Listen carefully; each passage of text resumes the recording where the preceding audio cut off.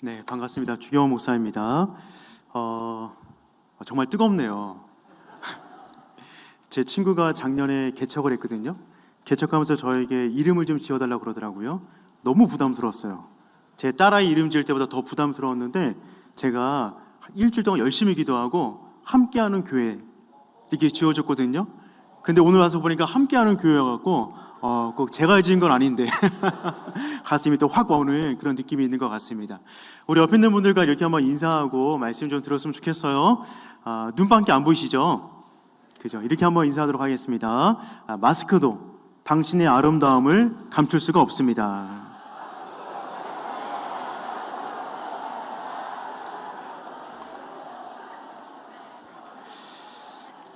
네. 저는 여러분 눈밖에 안 보이는데요. 눈만 봐도 정말 행복하고 아름다워 보이십니다. 오늘 이 밤에 우리가 하나님께 주시는 그 말씀을 마음에 품고 우리 기도하는 그런 시간 되었으면 좋겠어요. 저는 오늘 이 교육과 관련된 이야기를 함께 나누기를 원합니다. 제가 주로 하고 있는 사역들이 이 교육과 관련된 일이기 때문에 오늘 그 말씀을 함께 나누었으면 좋겠어요. 제가 PPT를 좀 준비했는데요. PPT를 한번 띄워주시겠습니까? 네. 이런 이야기를 좀 시작했으면 좋겠습니다. 여러분, 한 부족이 있었습니다. 이 부족의 직업은 무엇이냐면 어부들입니다. 이들은 대대로 자녀들에게 물고기 잡는 법을 알려주었어요. 물고기를 잡아다가 준 것이 아니라 물고기 잡는 법을 알려준 거죠. 잘했습니까? 잘못했습니까? 잘했죠. 기가 막히게 잘한 거예요. 자녀들의 생존 비법을 알려준 겁니다. 부모 세대가 떠나도 자녀 세대가 살아갈 수 있는 방법을 알려준 거죠. 그래서 새벽에는, 낮에는, 저녁에는 어떻게 잡는지, 봄에는, 여름에는, 가을에는, 겨울에는 먹는 물고기와 먹지 못하는 것, 요리법, 저장법까지 일일이 다 알려주었어요. 교육적인 차원에서 보자면 굉장히 잘한 거죠. 근데 여러분, 이 부족이 얼마 안 있어 싹 다 사라졌습니다. 이유는 무엇일까요? 위에서 댐을 지었어요.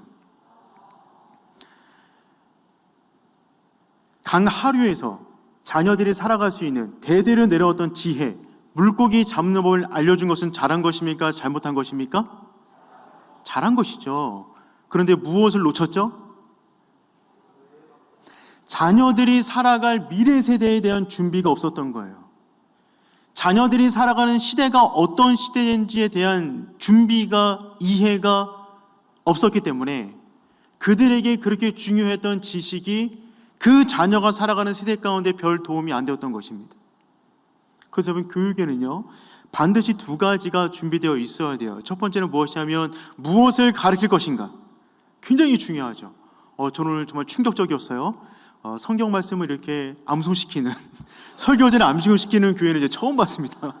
정말 은혜가 막 넘치는데 굉장히 중요하죠. 교육은 두 가지예요. 변하지 않는 것과 변하는 것을 구분하는 것입니다. 그래서 변하지 않는 진리를 변하는 시대 가운데 맞게 전달하는 것이 교육의 전부다라고 할 수가 있어요. 첫 번째, 무엇을 가르칠 것인가 굉장히 중요하죠. 그런데 두 번째도 놓쳐서는 안 됩니다. 우리 자녀들이 살아가는 세대가 어떤 세대인가? 교육이라는 것은 기본적으로 미래를 준비하는 것입니다. 그렇죠? 그래서 우리 아이들에게 지금 가르치는 내용이 우리 아이들이 살아가는 현장에 그 아이들이 사회에 진출해서 영향력을 발휘할 그 시대 가운데 중요한 진리로 자리 잡는 그 방법으로 전해야 되거든요. 굉장히 중요한 부분이에요. 이 부족은 가르치는 내용은 정확했으나 곧 있어 맞이할 미래에 대한 준비가 없었던 거예요. 성경 말씀을 읽다 보니까 다윗이 통일 왕국 시대를 이루었습니다. 통일 왕국 시대를 이룬 다음에 12부족에 대한 특징을 설명하고 있는데요. 그 가운데 이사갈 지파에 대한 설명을 하고 있더라고요. 근데 저는 이사갈 지파에 대한 그 한 줄의 문구를 딱 보는 순간 너무 부러웠어요. 다 같이 한번 읽어볼까요? 시작.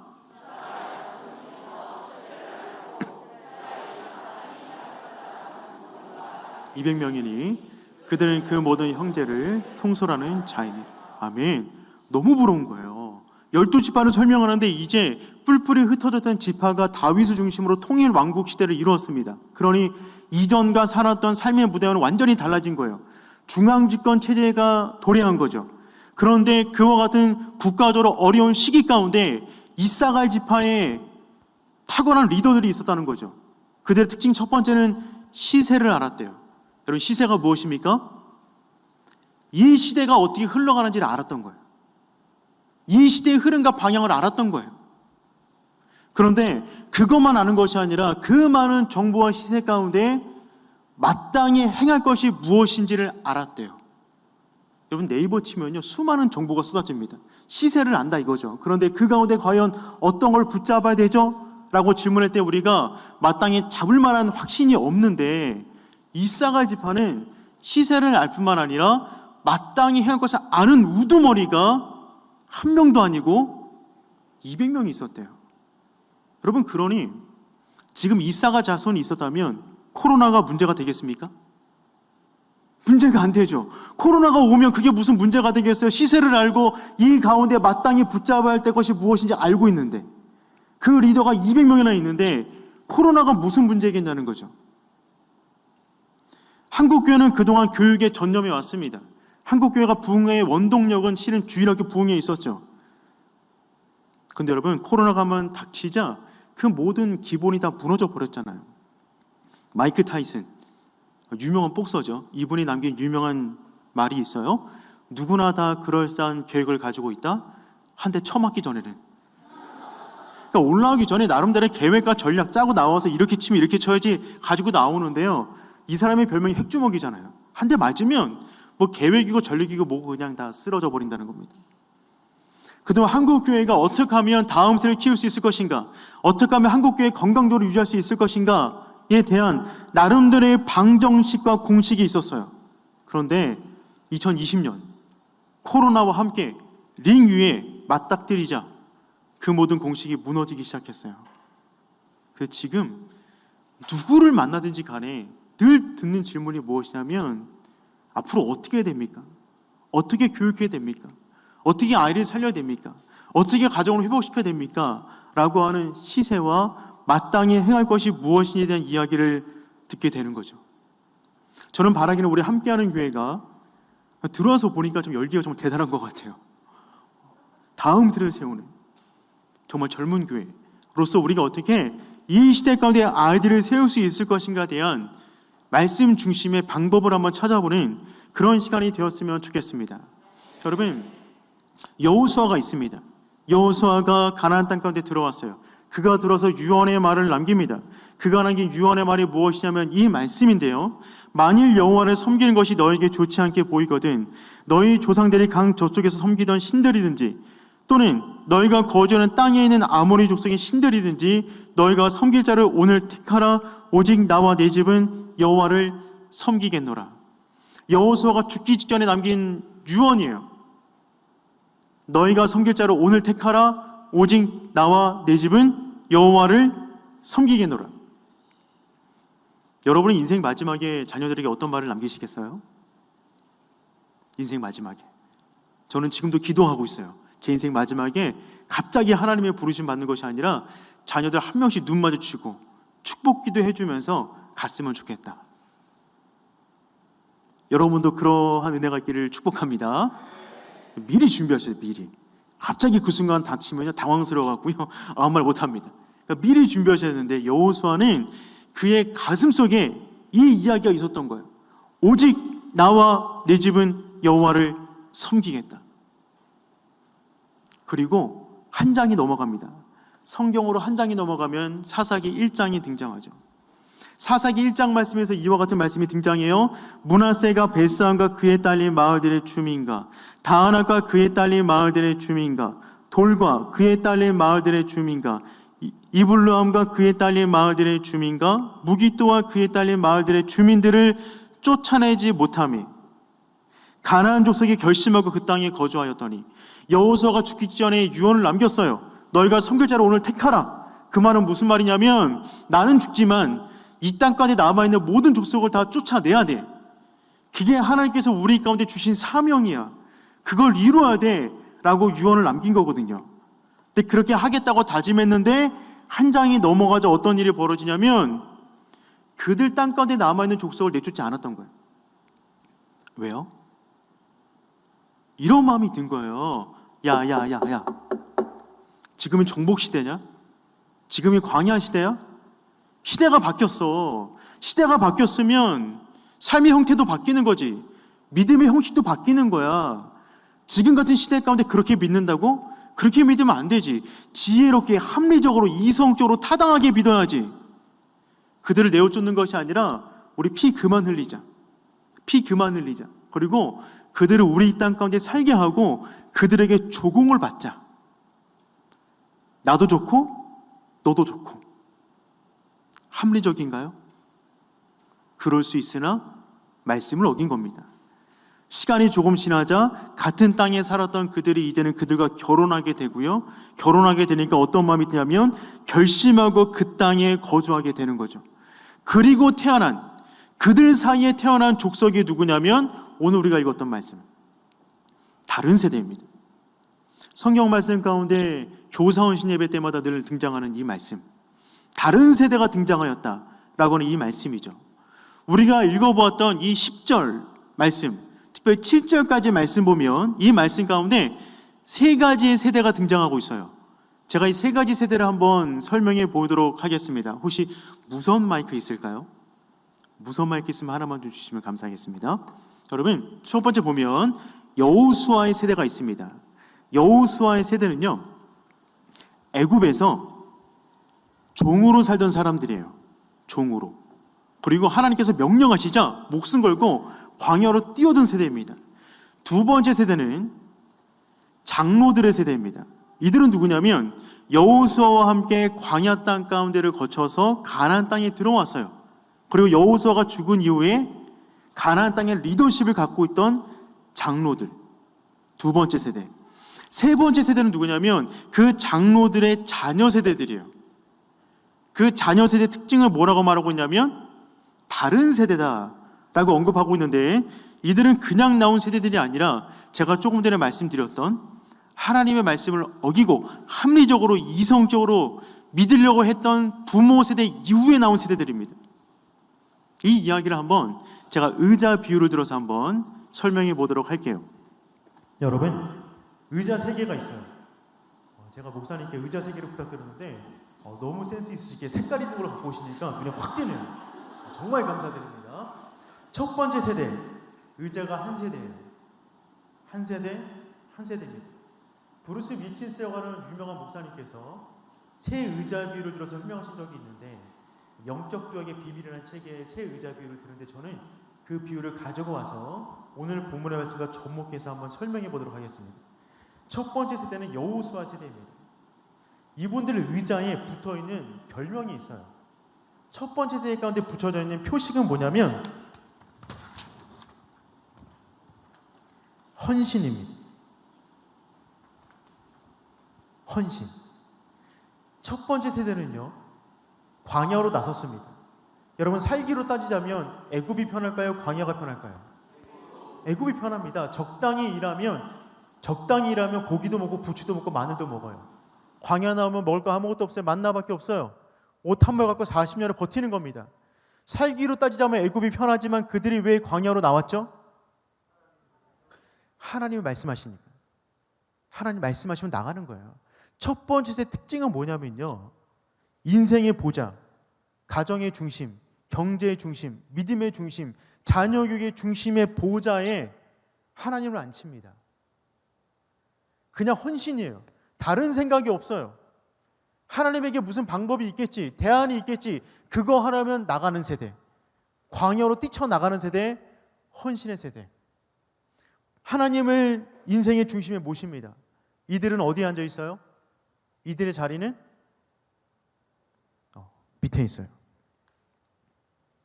첫 번째 세대의 삶의 자리는 여기에요. 하나님을 이곳에 두죠. 하나님 명령하시면 그냥 가는 거예요.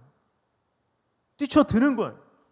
홍해 속으로, 요단강 속으로 뛰어드는 거예요. 다른 생각 없어요. 그냥 헌신이죠. 헌신. 이들이 고생을 참 많이 합니다. 노예로 태어나 광야를 거쳐. 이들 마음 가운데 있는 유일한 소망이라면 나의 자녀들만큼은 조금 더 편한 환경 속에서 편안하게 잘 지냈으면 좋겠다 라고 하는 마음인 거죠.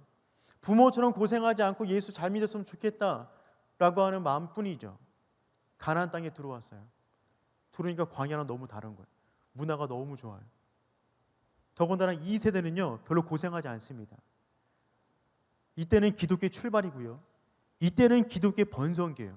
광야 가운데 들어갔는데요, 전쟁할 때마다 이겨버려요. 하나님 강하구나, 힘이 있구나. 가나안 땅에 들어갔는데 7 족속 다 무찔러버려요. 주력 세대로 올라옵니다. 그런데 이들 가운데 붙여있는 표식이 있죠. 두 번째 세대의 별명은, 이들이 앉아있는 의자의 표식은 타협이에요. 타협. 이들은 기독교의 정점, 부흥을 경험했어요. 그리고 세상 문화를 봤습니다. 둘 다 갖고 싶은 거예요. 이들은 이들의 부모처럼 다 포기하고 떠나기 굉장히 부담스러워요. 그렇게 믿을 용기가 없어요. 마음에는 그런 마음이 있으나 몸이 움직이지 않는 거예요. 이들은 끊임없이 타협합니다. 끊임없이 머리를 굴려요. 그래서 이들의 삶의 중심, 인생의 목적, 자녀 교육의 중심, 돈의 사용, 그 가운데 하나님은 어디에 계실까요? 모르십니까? 여기 어딘가 계세요. 그러면 이들의 삶의 자리는 어디예요? 부담스러워요. 부담스러워요. 그래서 안에 안기는 미안해요. 적당히 걸쳐 앉는 거죠. 여기가 이들의 삶의 자리예요. 여러분, 제가 지금 어때 보여요? 엉덩이 아파요. 조금만 더 설교하면 쥐날 것 같아요. 굉장히 불편해요. 낀 세대. 이들의 신앙 굉장히 피곤해요. 계속 타협하는 거죠. 이게 맞을까? 저게 맞을까? 끊임없이 저울질하는 것입니다. 내가 어느 순간 크리스찬 같지만 어느 순간 아닌 것 같기도 하고, 나는 누구일까? 고민이 많은 세대. 하나님을 온전히 믿는다고 말하기 어렵지만 그래도 믿고 있고, 하지만 이 안으로 깊숙이 들어오기엔 두렵고, 자기의 많은 삶을 포기해야 될 것 같은 두려움을 가지고 있는 세대. 두 번째 세대예요. 이들이 자녀를 낳았어요. 이 자녀들은요, 기독교의 번성기를 경험한 적이 없습니다. 기독교의 번성기는 여기서 끝이 났어요. 정점을 찍었죠. 이때 가면 뭐가 되냐면 기독교의 하락을 경험합니다. 다른 세대예요. 이미 기독교의 정점을 찍고 하락하고 있고요. 기독교 안에 세상 문화가 들어왔어요. 어떤 게 기독교인지 어떤 게 세상 문화인지 모를 만큼 섞여 있는 세대 가운데 자란 세대. 더군다나 물질적 풍요와 세상의 유익을 많이 누렸던 세대. 그래서 이 세대들의 특징은 뭐가 있냐면,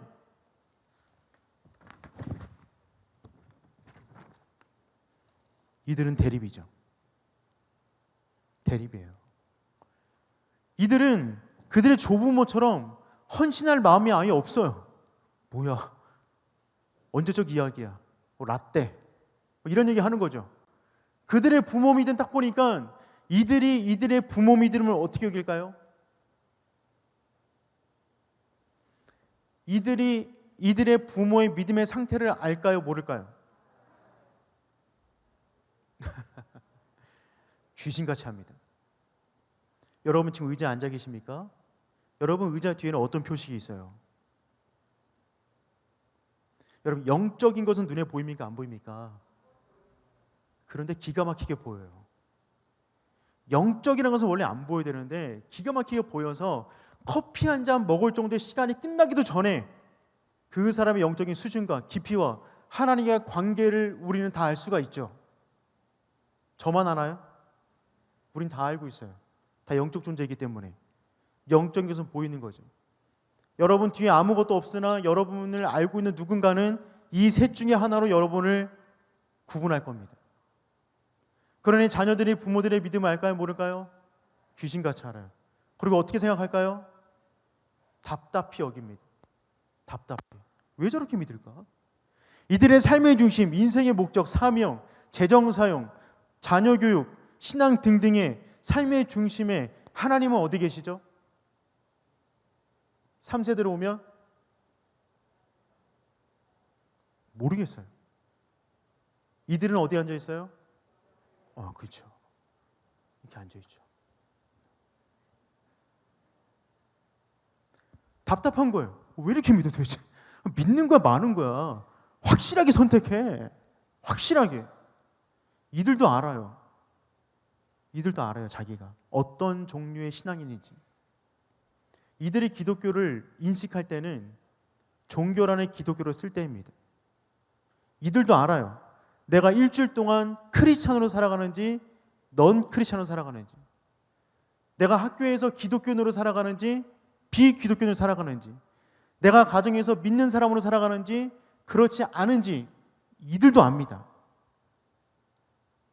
누구나 다 자기 신앙의 칼날을 알게 되는 거죠. 여러분, 모세는 광야 가운데 외쳤어요. 내가 약속의 땅에 들어가지 못하나 너희가 약속의 땅에 들어가면 이렇게 믿어야 돼. 이스라엘에 들으라. 우리 하나님 여호와는 오직 유일한 여호와시니 너는 마음을 다하고 목숨을 다하고 뜻을 다하여 내 하나님 여호와를 사랑하라. 누구에게 주신 말씀입니까? 부모들에게 주신 말씀이에요. 부모들에게 살아야 돼. 왜냐하면 기독교 교육은 그렇게만 전수되기 때문에 그렇습니다. 기독교 교육은요, 앞선 세대의 모습을 통해서만 배울 수가 있어요. 절대로 지식으로 알지 못합니다.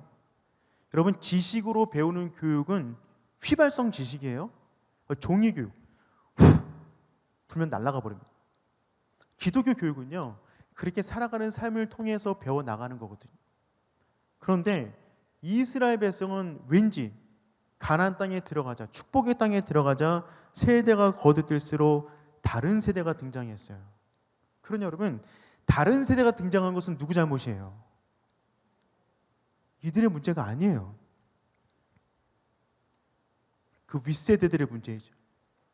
그 윗세대들의 문제인 거예요.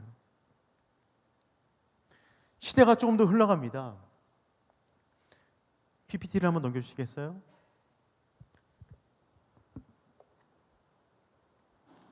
시대가 조금 더 흘러가는데 여러분, 사사기 18장으로 가볼까요? 사사기 18장으로 가면 아까 사사기 1장이었죠. 2장이었죠. 18장으로 가요. 그러면 그 말씀 보니까 단 자손이 자기들을 위하여 새긴 그 신상을 세웠다. 그런데 그 신상을 세운 사람이 어떤 사람이냐면 모세의 손자요 게르솜의 아들인 요나단과. 어떤 일이 벌어진 거냐면 여러분, 단 지파가 사사기 18장 가자 자기 집에 신상을 만들었습니다. 우상을 만든 거예요. 이상한 일이 벌어졌어요. 우상이 나왔어요. 우상이 나왔으니까 누군가 복을 빌어줘야 됩니다. 복을 빌어줄 사이비 제사장을 데리고 오죠. 잘못된 거예요. 제사장은 한 집안에 복을 빌기 위해서 돈 받는 사람이 아니잖아요. 더군다나 우상 앞에. 그런데 그 사람이 누구라고요? 모세의 손자요 게르솜의 아들이 요나단입니다. 모세는 이곳에서 이스라엘아 들으라. 광야 땅 가면 이렇게 가르쳐야 돼 라고 외쳤는데 그 아들 게르솜으로 넘어가자 이상한 교육이 또 이루어진지 모르겠어요. 몇 단계 건너서 손자가 되자 이제는 어떤 일이 벌어지냐면 단 집합 가운데 사이비 재상이 됐단 말입니다.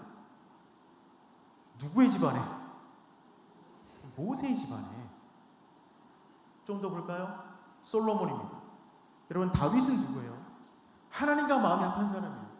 그의 인생 가운데 많은 실수가 있었지만 그의 중심만은 의심할 수가 없는 인물이죠. 앞에서 뛰놀며 예배드렸던 예배자, 하나님께 헌신된 인물이었어요. 그의 아들 솔로몬으로 넘어갑니다. 가장 타협적인 인물, 가장 많은 부요를 누리는 가운데 타협을 많이 했죠. 이방년을 많이 끌어들였어요. 하나님께서 개인적으로 2번이나 경고하셨음에도 불구하고 그 말을 어기고 살았던 인물. 그리고 그 아들 르호보암으로 가게 되자 르호보암은 나라를 두동강이 되어버립니다. 그 땅 가운데 우상신을 다 끌어들였어요. 르호보암이 르호보암 된 것은 누구 때문이에요? 솔로몬 때문이죠. 솔로몬이 솔로몬 된 건 왜 그런 거예요?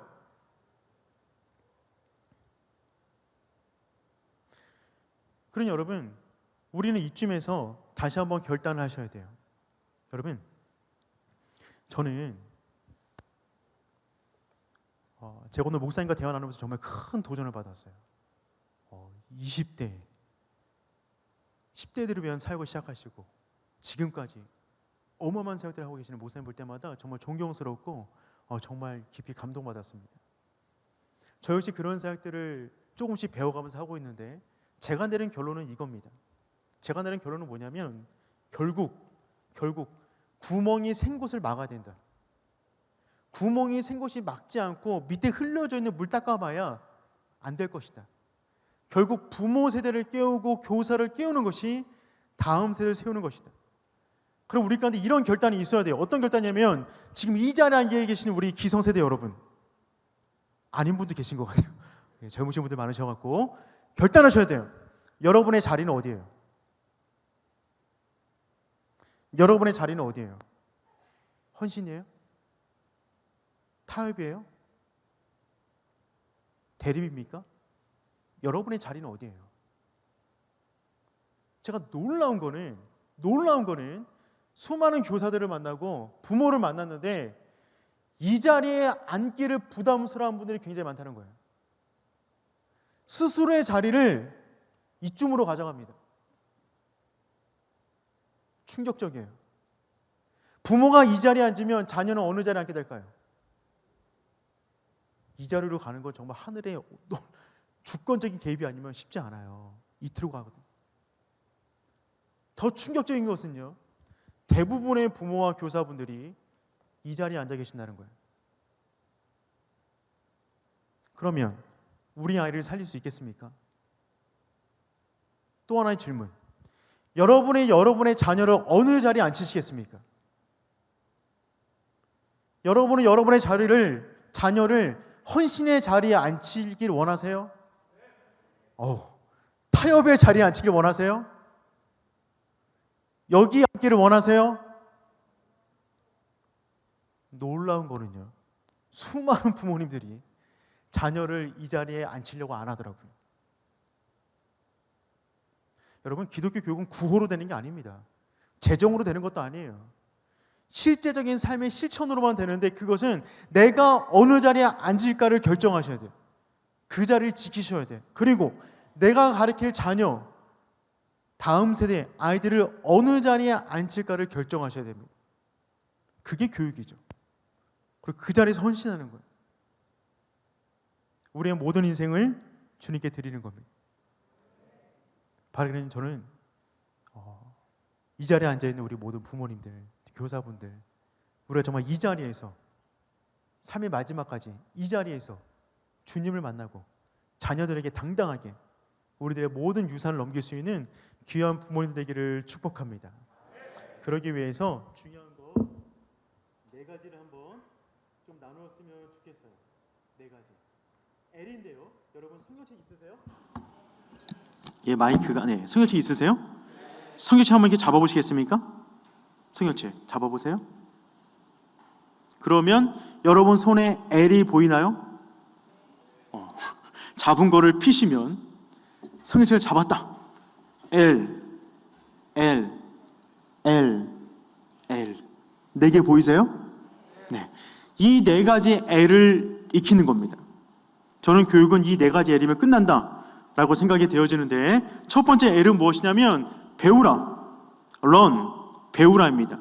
무엇을 배워야 되냐면 여러분, 이 시대가 어떻게 흘러가는지를 우리가 일단 배워야겠죠.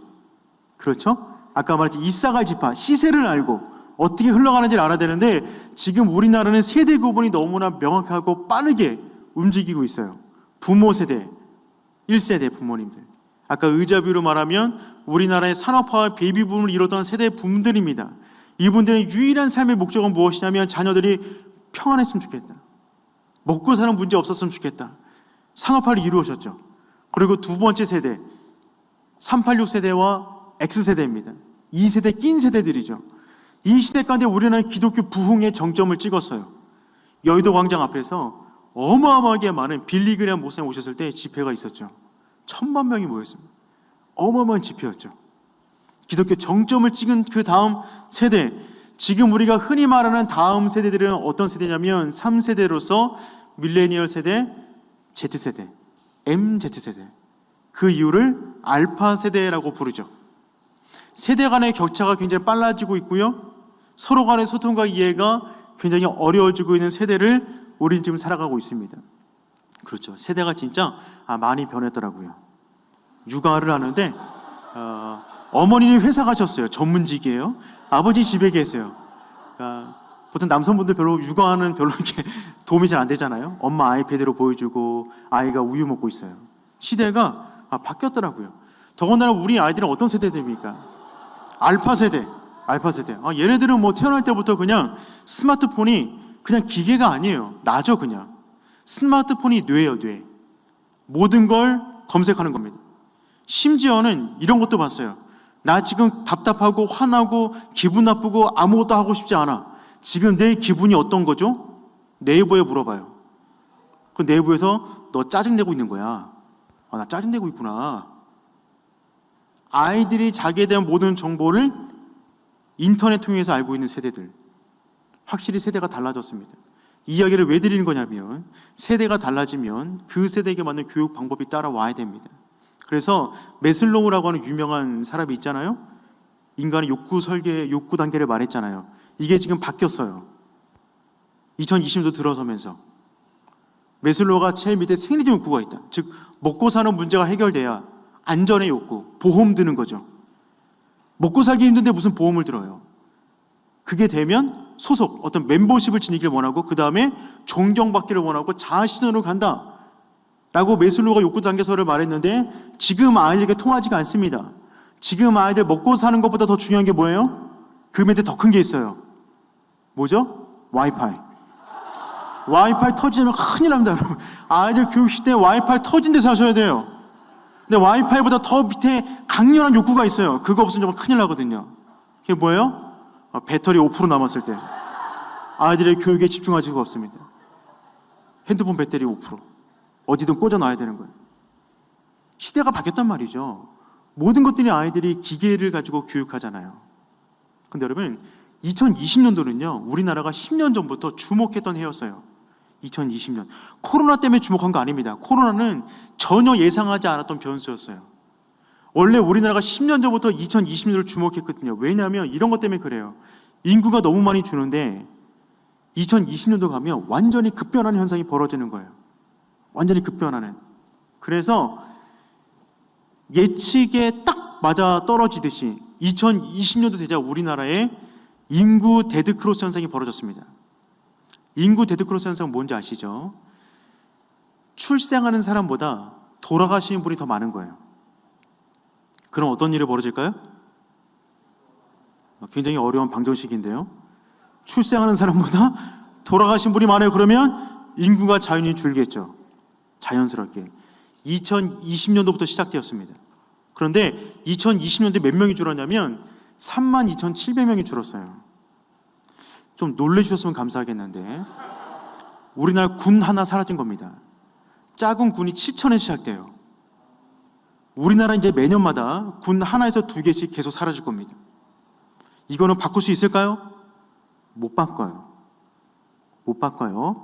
10년 동안 정부에서 이 문제를 해결하기 위해서 225조 원을 쏟아부었습니다. 해결할 수 없었어요. 그래서 2020년도에 어떤 현상이 벌어졌냐면 대학 정원을 다 못 채우게 되었죠. 이제 모든 학생이 다 대학 갈 수 있습니다. 저 빨간색 있죠. 대학을 많이 못 채운 지역의 색깔 순이에요. 그래서 이제 우리나라는 벚꽃 피는 순서대로 대학이 문을 닫을 것입니다. 이 전문가들이 하는 이야기예요. 전문가들이. 그래서 2020년도 어떤 일이 벌어졌냐면 우리나라 17,842명을 못 채웠어요. 작년도 일입니다. 10,000명대를 못 채웠어요. 다 대학 갈 수 있어요. 그런데 여러분 2024년도 몇 년 남았죠? 몇 년? 바로 코앞인데 몇 명 못 채운다고요? 뒷자리 빼고 12만 명. 3년 만에 1만 명대에서 12만 명대로 넘어갑니다. 여러분, 이것이 우리에게 무엇을 말해주는가? 우리는 굉장히 심각하게 받아들여야 돼요. 왜냐하면 숫자는 단순한 숫자가 아니기 때문에 그렇습니다. 국가에서 이 문제를 놓고 정책을 논하고 있는 서영수 이분께서 뭐라고 말씀하셨냐면 작년에 17,084명이 모자랄 때가 0.84였어요. 합계 출산율 0.84. 그런데 올해는 0.7대로 마감될 거랍니다. 내년은 0.6대를 전망하고 있어요. 0.6대. 이 말은 무슨 말이냐면 매년마다 3분의 1씩 준다는 얘기입니다. 3분의 1씩. 우리나라 기독교 인구만 잠깐 보자면 우리나라 기독교 인구 가운데 가장 많은 비율은 45세에서 55세입니다. 흔히 말하는 X세대, 가운데 낀 세대들이죠. 45세에서 55세. 가장 높이 솟아있고 양옆이 꺼져 있는 모습이잖아요. 10년 후 가볼까요? 많은 세대는 그냥 그대로 옆으로 이동하는 거예요. 앞뒤로 깎아 내려가죠. 10년 더 가보면 이런 모습이 될 거예요. 기독교 인구가. 근데 이게 어떤 의미를 지니고 있냐면 뭐 이런 거예요. 2019년도 코로나 이전에 우리나라 교회당 학생 수를 나누면 평균값이 51명이었어요. 우리나라 전체 평균 나누면 한 교회당 평균 51명이 있습니다. 2019년도 통계예요. 그러나 함께하는 교회는 굉장히 큰 교회예요. 굉장히 큰 교회예요. 더군다나 51명 있다 그러면 이 가운데 아이들이 몇 명 있을까요? 교회당 아이들이 보통 10%에서 많으면 20% 있어요. 많으면 20%. 그러니 아무리 많아봐야 10명이에요. 한 교회당. 그 여러분은 교회가 50% 정도가 아이들이니까 이거는 이상한 교회예요. 그러니까 뭔가 조사를 해요. 연구대상. 왜 이럴까? 조사를 해야 되는 교회인 거예요. 우리나라 평균을 완전히 깨버리는 이상한 교회죠. 그런데 2020년도 합계 출산율이 0.84였을 때 우리나라에 태어난 아이들 27만 2,400명이었습니다. 여러분 베이비붐 시대 때 100만 명 태어났어요. 100만 명. 그런데 2020년도에 27만 2,400명 태어났어요. 자, 볼게요. 계산해 보겠습니다. 우리나라 기독교 인구는 몇 프로입니까? 최근 통계를 보면 17% 잡습니다. 17%. 근데 17%의 대부분은 40세 이상이에요. 다음 세대 아이들의 복음화율 비율로 보자면 기관마다 다르지만 보통 아무리 많이 잡아야 10%예요. 보통 뭐라고 말하냐면 5.5% 이하로 봅니다. 5% 이하로. 다음 세대 복음화율이. 제가 있는 교회에서 영훈 초중고를 운영하고 있거든요. 그 학교도 마찬가지예요. 복음화율은 5% 이하예요. 그러면 5%. 그럼 저 가운데 5%가 기독교인이 된다. 신생아니까 5%가 된다. 그럼 몇 명이 믿는다는 얘기예요? 굉장히 어렵죠. 5 나오니까. 자, 그러면 여러분 몇 프로 전도하시겠습니까? 지금 다음 세대 복음화율이 5% 정도라고 그러는데 여러분 우리가 지금 인구도 줄었는데 전도만 열심히 해야 될 거 아니에요? 몇 프로 전도하시겠어요? 몇 프로? 지금 5% 정도인데 몇 프로 전도하실래요? 10%? 아멘 나올 줄 알았는데 아멘? 아멘. 함께하는 교회는 10% 하셔야죠. 아멘? 10% 했어요. 그러면 몇 명 전도한 거예요? 27,000명. 27,000명이 예수 믿는 거예요? 우리나라 교회가 몇 개입니까? 우리나라 교회 몇 개죠? 6만에서 7만이에요. 우리나라 교회가 6만에서 7만 개가 있거든요.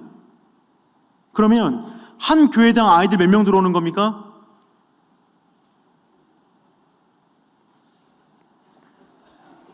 들어올 수가 없어요. 세 교회당 하나, 두 교회당 한 명 들어오는 겁니다. 이거 바꿀 수 있어요, 없어요? 작년에 태어난 아이들 바꿀 수 있어요, 없어요? 못 바꿔. 이게 0.84예요. 올해는 0.7대로 떨어질 거예요. 자, 볼게요. 그러면 어떻게 돼요? 전도 더 해야죠. 아멘? 네. 몇 프로 하시겠습니까? 20%. 한번 도전해 볼까요? 그렇죠. 그럼 몇 명 전도하는 거예요? 54,000명. 그래도 한 교회당 한 명을 못 채웁니다. 그래서 지금 우리나라 전체 가운데 영유아부가 없는 교회가 80%예요. 왜요? 있어야 만들죠. 있어야만 되죠. 지금 영유아부가 없는 교회가 80%입니다. 그럼 볼까요? 10년 지났어요. 10년. 그럼 어떤 현상이 벌어져요? 초등부에 80% 없습니다. 이해가 되세요? 10년 가볼까요? 청소년부에 80%는 없을 겁니다. 있으려면 어떻게 해야 돼요? 30%, 40%, 50% 전도하셔야 돼요.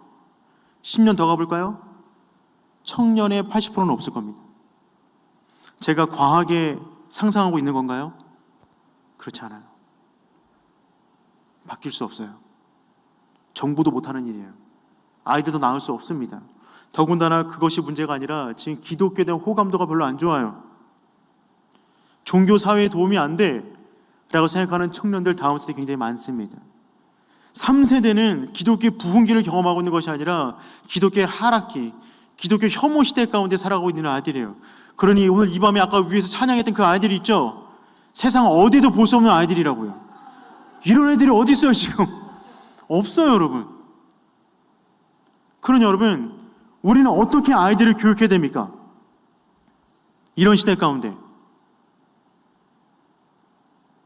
저는 주일학교 교재를 만드는 사람이거든요. 주일학교 전체 아이들을 위한 교재를 만들고 그것을 기획하고 가르치는 일을 하고 있어요. 근데 제가 예견하건대 주일학교 교재는 다 사라질 것입니다. 아이들이 있어야 교재를 만들죠. 부서가 없는데. 그 다음 스텝을 준비해 나가는 거예요. 그럼 우리는 어떻게 아이들을 교육해야겠어요? 아이들이 5%밖에 안 믿으면 기독교 대가 끊기는 겁니까? 아니죠.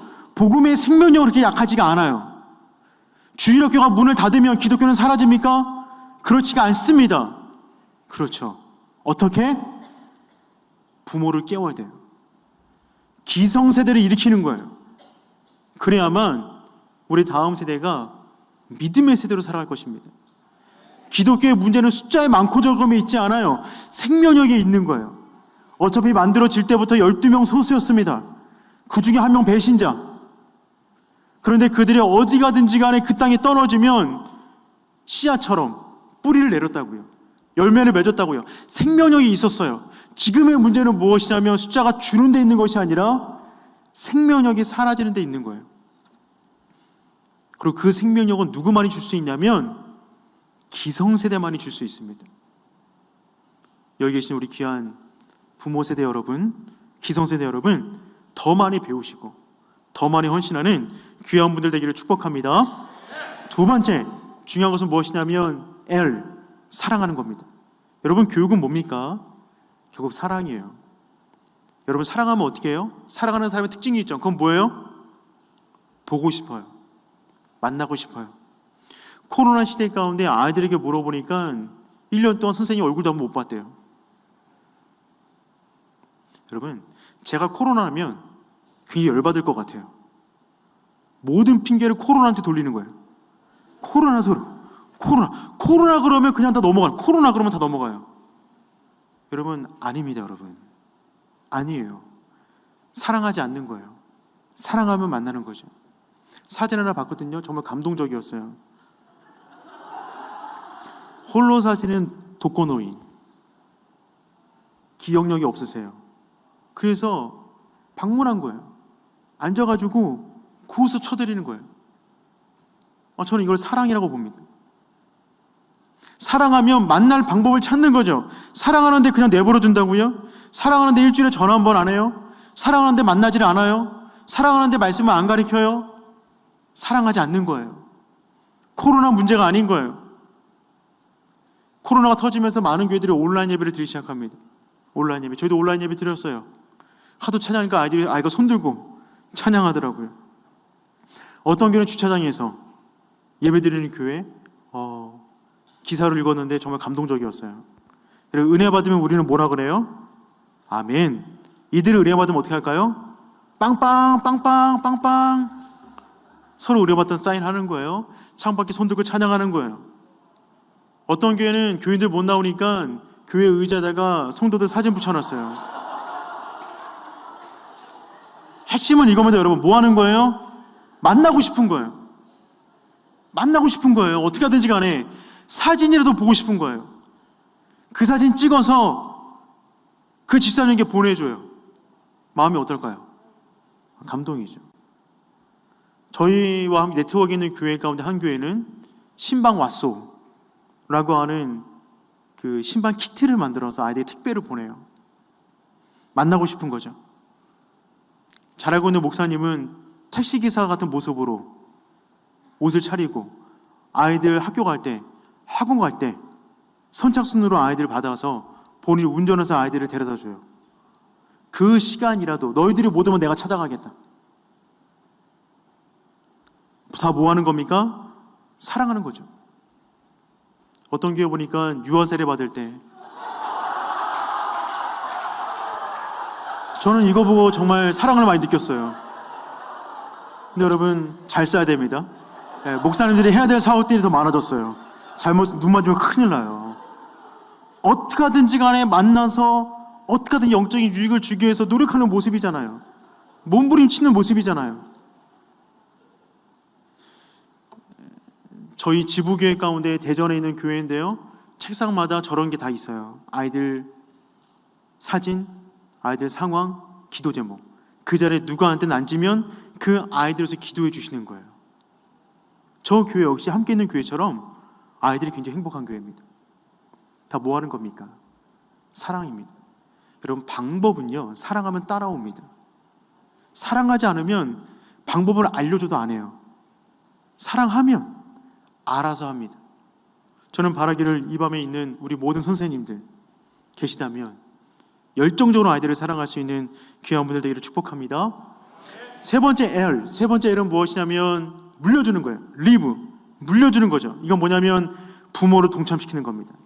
아까도 말씀드렸듯이 세대가 건너뛸수록 부모의 믿음이 어떤가에 따라서 자녀 세대의 믿음이 결정되는 거죠.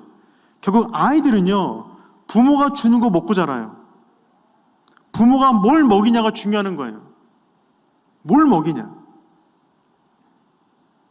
저는 기독교 교육을 저런 드럼통으로 묘사한다 그러면 저 드럼통에 은혜가 쏟아집니다. 물이 은혜예요. 저 은혜는 어디까지 찰 수 있을까요? 그죠. 제일 낮은 곳. 이것을 최소화의 법칙, 최소량의 법칙이라고 합니다. 아무리 많이 부어도 거기까지만 쌓이는 거죠. 기독교 교육 아무리 은혜를 쏟아 부어도 거기까지 쌓여지는 지점이 있어요. 저는 그거를 부모라고 봅니다. 특별히 코로나 시대 가운데 위드 코로나 시대, 아마 다음 달이면 위드 코로나를 선포할 것 같은데, 위드 코로나 시대로 가게 되면 부모가 어떤 사람에 따라서 자녀 교육이 결정납니다. 부모죠. 코로나 터진 이후에 어떤 가정이 냉장고에 붙어있는 사진이었는데요, 코로나 터지자마자 방학생활 규칙, 저희 집에도 하나 붙일 뻔했어요. 1번 주는 대로 먹는다. 2번 TV 끄라면 당장 끈다. 3번 사용한 물건 즉시 제자리. 4번 한 번만 하면 바로 움직인다. 5번 제일 중요해요. 엄마한테 쓸데없이 말 걸지 않는다. 위이상을 어기면 피가 코로나 나올 것이다. 저도 아이들 월요일 쉴 때마다 아이들 밥 3끼를 차려주는데 그 3끼 차려주는 게 진짜 힘들더라고요. 웬만한 일이 아니더라고요. 부모 세대도 힘듭니다. 부모 세대를 누가 도울 수 있을까요? 교회밖에 없어요. 교회만이 부모 세대를 주기적으로 일주일에 한 번 이상 교육할 수 있는 전 세계 유일한 기관입니다. 어디도 교회 같은 기관 없어요. 교회에게 주어진 굉장히 독특한 사명이 되는 거죠. 마지막 L은 뭐냐면 live예요. live. L-I-V-E. 살라입니다. 살라. 여러분, 이 모든 걸 종합하면 결국 그렇게 살아가는 부모 세대가 있어야 우리 아이들이 믿음으로 살아갈 수가 있어요. 한 가지 말씀만 드리고 설교를 마무리 지을게요. 여러분, 기독교 교육은 아까도 말씀드렸듯이 지식으로 안 됩니다. 지식으로 알 수 있는 교육은 없어요. 살아가는 모습을 보여줘만 알 수 있어요. 예를 한번 들어볼게요. 저는 한 번도 옷을 입어본 적이 없어요. 옷을 본 적도 없어요. 빨개벗고 있는 거예요. 너무 상상 크게 하지 마세요. 근데 한 분이 좋은 교사가 저를 봤어요. 너무 불쌍한 거죠. 저에게 옷을 입혀주고 싶은 거예요. 그래서 옷을 주면서 옷 입는 법을 알려주는 거죠. 좋은 선생님이죠. 근데 옷 입는 법 알려줄 때 말로만, 행동으로 안 돼요. 말로만 알려주시는 겁니다. 설정 끝났죠? 자, 옷 벗도록 하겠습니다.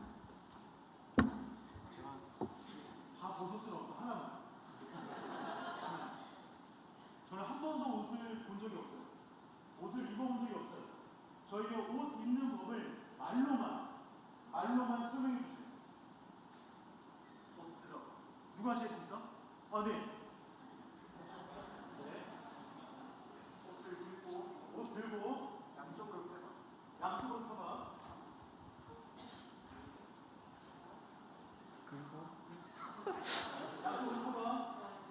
뒤집어. 뒤집어.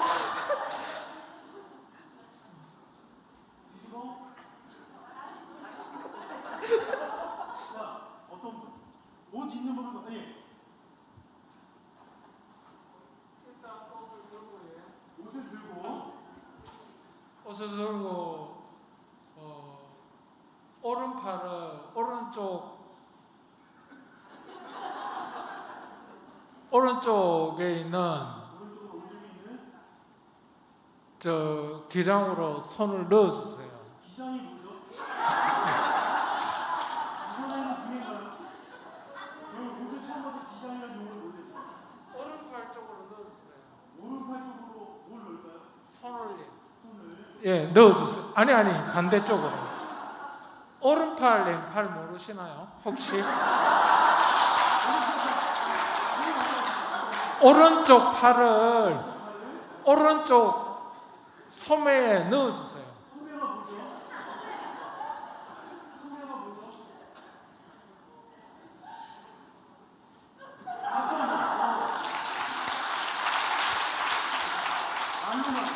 말로만.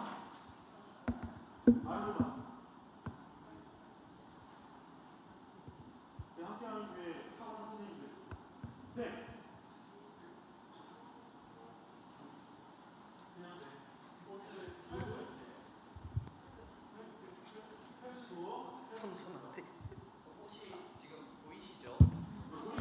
네, 보이죠?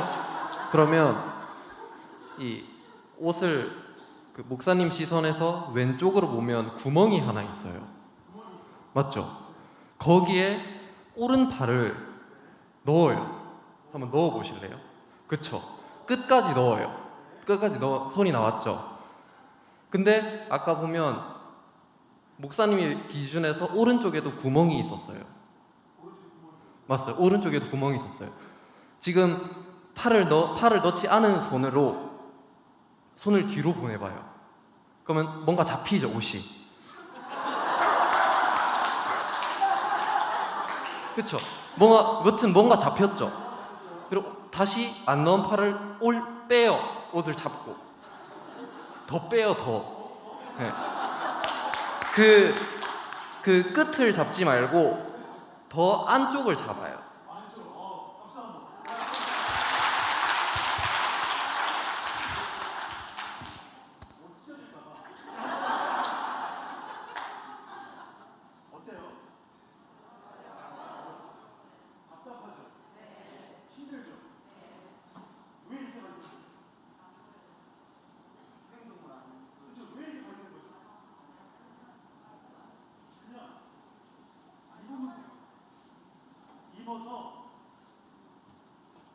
입어서 멋있어 보이면 애가 나도 달라 그럴 겁니다. 굳이 말로 할 필요가 없다고요. 그렇죠? 저는 한 번도 걸어본 적이 없어요. 걷는 사람 본 적도 없어요. 저에게 걷는 법을 말로만 설명해 주세요.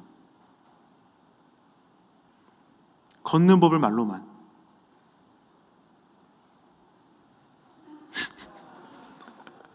뭐 왼쪽 다리를 팔꿈치를 들었다가 뭐 앞으로 40도 숙여서 넘어지기 직전에 발을 바꾼다 뭐 이런 식으로 설명하나요? 어떻게 설명해요? 여러분, 입다, 걷다, 쓰다, 행동하다, 뛰다 이런 단순한 동사들이 설명하기 제일 편한 것들입니다. 이것도 말로는 안 돼요. 말로 설명하면 각자가 받아들이는 이미지가 다 다르다고요. 근데 우리가 가리키는 건 뭐예요? 우리는 뭘 가르쳐요? 영적 전쟁, 믿음, 소망, 인내, 절제, 천국, 그리스도의 보혈, 십자가의 은혜, 이걸 어떻게 말로 설명하냐고요. 이게 어떻게 말로 설명됩니까? 근데 우리는 그동안 일주일에 한 번, 한 30분 말로 가리키고 몸으로 보여주지는 않았어요. 코로나 이전이에요. 코로나 때는 아예 말로 전달되는 것도 거의 없어요. 저는 너무 두려워요. 2년의 교육의 공백기가 이 이후에 어떤 영향을 미칠지. 그럼에도 불구하고 저는 분명히 답이 있다고 믿습니다. 그건 뭐냐면 교회와 가정이 손을 잡는 거예요. 기성세대와 다음 세대가 하나 되는 것입니다. 교사와 부모가 만나는 거예요. 세대는 세대를 필요로 합니다. 온 세대가 모여서 함께 한 말씀을 들을 때 우리는 비록 지금 80% 영화부가 없으나 10년, 20년, 40년 이후가 예상이 되나 그럼에도 불구하고 그 가운데 알곡이 자라게 되는 줄 믿습니다. 그 사역 가운데 여러분이 동참되었으면 좋겠고요. 함께 기도하면서 그 사역을 이어나갈 수 있는 우리 복된 교회, 복된 부모 되기를 축복합니다.